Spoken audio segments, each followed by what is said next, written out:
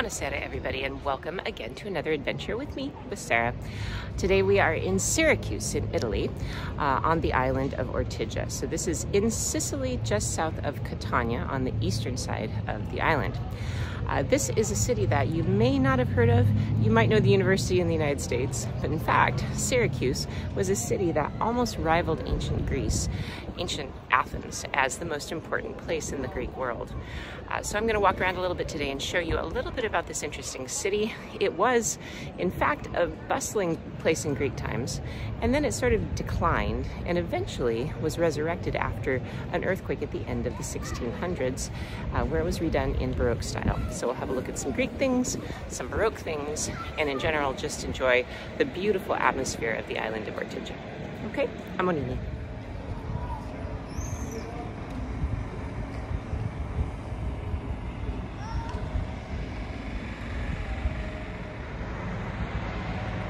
So behind me you see the Greek temple of Apollo.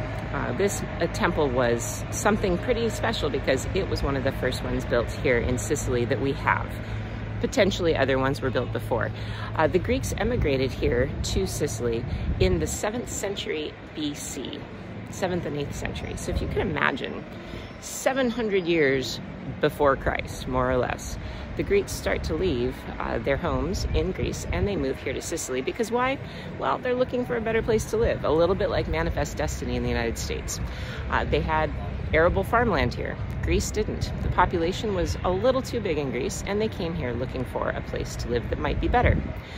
The first places they landed were on the east coast at Giardini Naxos and then down here in Syracuse at the bottom. And this is the city that became the most important one. The temple that you see behind me is incredibly old. You think the Colosseum is old. This temple, these columns are, oh, let's say 600 years older than the Colosseum, a little bit more than that, about 700 years older. What makes them unusual in Greek architecture is that they're so old that they are made in one piece. Do you see how the columns are one monumental piece? Later on, when the Greeks go and build things like Segesta and Selinunte and all of the other Greek temples that we might be able to see around here, they've learned something. They've learned that it's much easier to stack blocks. The Parthenon, the same. It's easier to get columns where you make them like Lego sets, little pieces you put together with pins in between. At this point, they didn't know how to do that yet. That technology is yet to arrive 200 years later, and so they created these temples out of massive monumental pieces of stone. Where did they get the stone? They got the stone from the interior of the island on the mainland, where they still have a quarry even today. As the archaeological park, you can see the Neapolis, where there is that quarry. So this is why we have these here. This is an archaic Greek temple. You can see with the big flat column tops. That also gives you a sense that they're a lot older than maybe what you have seen elsewhere. So why is it that this temple is here and has survived? Well, it's the same story as many other temples around Italy. It's because it was continuously used. So this is the outer colonnade. This is the cella or the cella, the inner sanctum where the priests would have done the rituals. However, have a look, there's a door there. This door right here is actually a door that was later put in by probably the Normans. And we know at that time that that would have been a doorway where the land was. So the land was already up to here. So originally a temple, then later turned into a Byzantine church, then turned into a mosque, then turned into a Norman church, later used as a Spanish fort, and then eventually, I learned something kind of fun today, that these columns, they survived intact and upright because somebody built their house around them, and in between the columns was the guy's kitchen. And this is at the beginning of the 20th century that somebody lived with these columns as a part of their home. So everything else you can see is chopped off about at the same level, and that's a really good clue when you're visiting archaeological sites.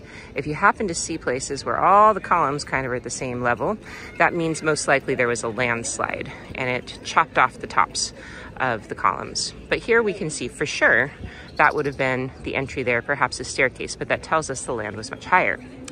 In the early 1900s, they were going to remodel this area, and they started digging around, and they made the big boulevard that's down at the end of the street there. You can see these are all modern constructions, but when they did that, they found this temple, so they were unable to actually construct on this site. Instead, they turned it into a little archaeological area. So the question this poses is pretty simple.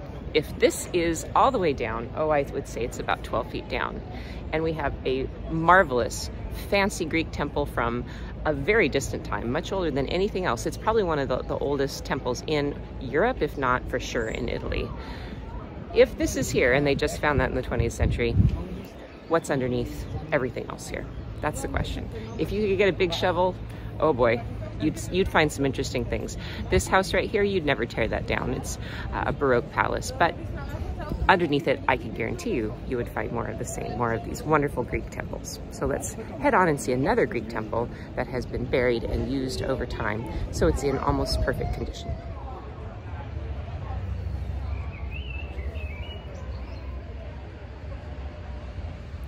So behind me, you can see the harbor of Syracuse. So Ortigia, which was ancient Syracuse, was the city in the past. Now it's a little island, and the mainland behind me, that's where the modern city is. However, in Greek times, this was it. This was the main city, and it was a little island connected to the mainland by an isthmus. Behind me is the bay where they kept their ships, because of course they were seafaring people. And this is where an incredibly important battle happened in 413 BC.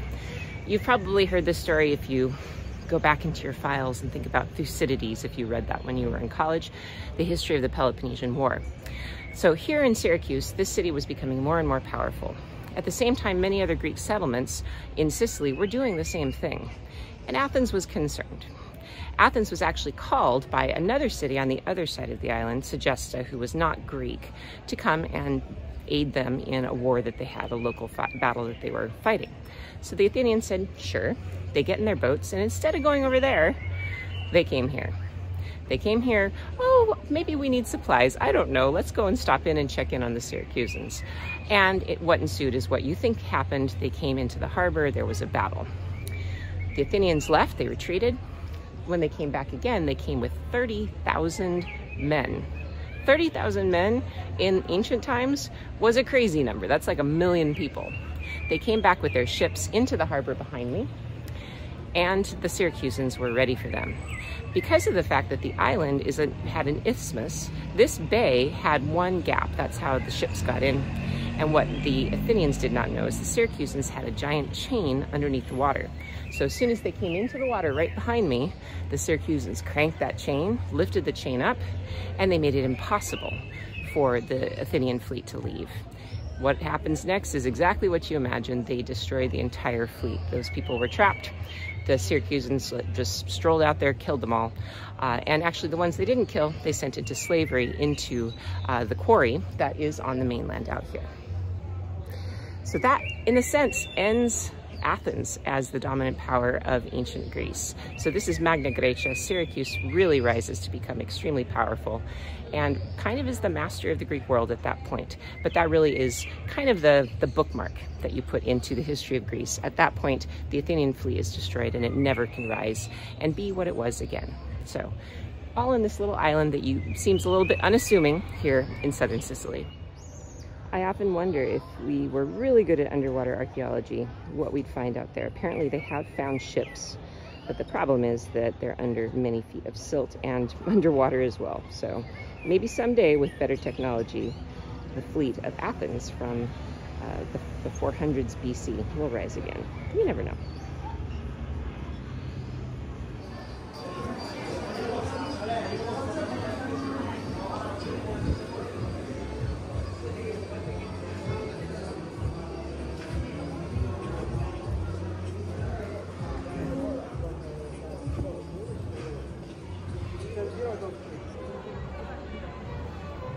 Well, behind me you may think, another Baroque church. How many of those have we seen in Rome, in Italy? And it's true, there's a lot. But the reason is, of course, that during the 16 and 1700s, the church was spending a lot of money renovating churches to invite people back after the catastrophe of the Reformation. However, slightly different intention here. In the late 1600s, there was an earthquake in southeastern Sicily that actually leveled complete cities. This city was not leveled, it was damaged, but they did receive a lot of funds to do some renovation. And that's why the majority of this city is decorated in Baroque style. Now we kind of think, oh, great architecture is that way because of great thinkers and they had intentions behind it. You know what, sometimes it's just style. And the style at the time was this Baroque style. Columns coming in and out, lots of wavy surfaces, opera, art, kind of making architecture something that is almost like a sculpture.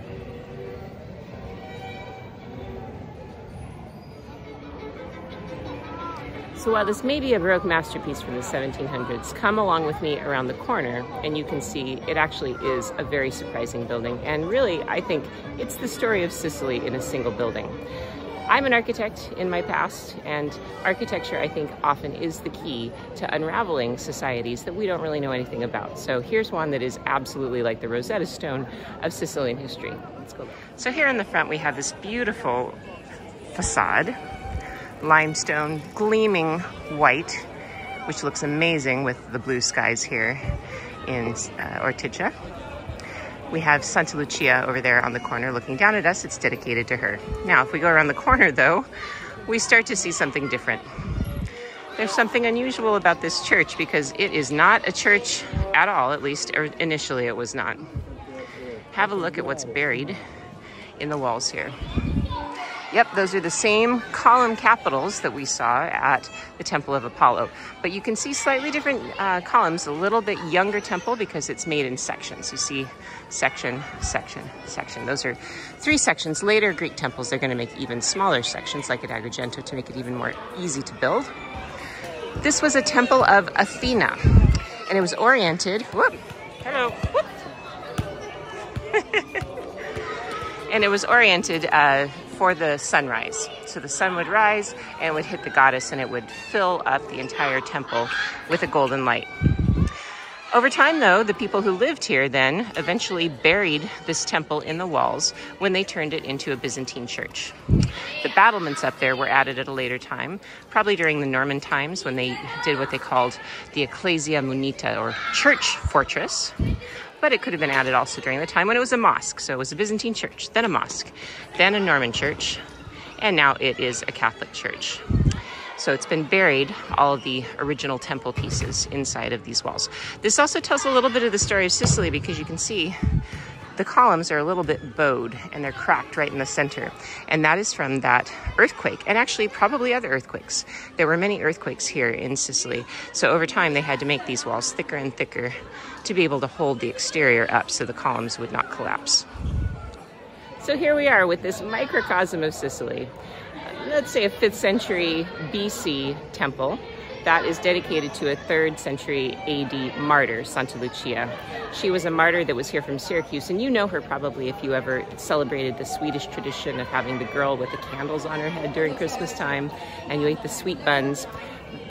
She wasn't actually Swedish, she was Sicilian, and she was from here. She was a girl who did not want to get married because of her Catholic faith, and eventually she was martyred. She went through several different trials, at one point having her eyes dug out of her head, and eventually was beheaded. You can see Santa Lucia pretty much everywhere you go once you know this story, though, because in art she's always shown holding a plate with her eyeballs. Sadly, Santa Lucia, we can only see her on the front of the church now. She has one little bit of her body inside of this church, but when this was a Byzantine church, the Byzantines did what you think they might have done. They took her body back to Constantinople, and that's where she was until the Venetians conquered Constantinople and brought her to Venice. So that's where most of her body is now. The pieces that they have here, they bring out twice a year in December and also again in May for a big festival where they parade them around the town in a silver casket. So it's pretty exciting. So over here is a church that actually used to house a Caravaggio painting of Santa Lucia. And Caravaggio did come here, the famous Roman painter. He was sentenced to death and he was looking for sympathetic people to let him hide out with. So he lived here in Sicily for a while and did a number of paintings, including the one that used to be here but is now on the mainland. It's a little more secure on the mainland. But behind me is also an entrance right here. If you do come to Syracuse, it's quite interesting. There are tunnels underneath the ground that date from the Greek times that they've used for a variety of things, but most recently as a bomb shelter during World War II. If you're here and they have the gate open, go in. It's very cool because they had a big enough tunnel that you could store the entire population down there during an air raid in World War II, and also a tunnel that let people escape up to the sea. So very, very clever. So that's all for now from the beautiful Sicilian city of Syracuse. I'm sure I'll be back next time, probably in the fall, with more installments because there's so much to see here in Syracuse. You could easily spend 3 days and not run out of wonderful things to do. These are just a few of the highlights, but I invite you for sure to come to Sicily, but especially Syracuse. And don't forget, I do run my own tours. You can come and you can see Sicily with me if you wish. Got a million more stories like that. Anyhow, have a great evening, buona serata, and we'll see you again next time. Ciao!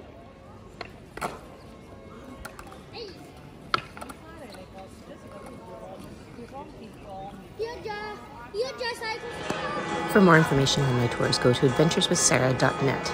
You can also subscribe to my YouTube channel and follow me and subscribe to Patreon, where you can support my work doing videos, writing, and other explorations here in Italy and elsewhere.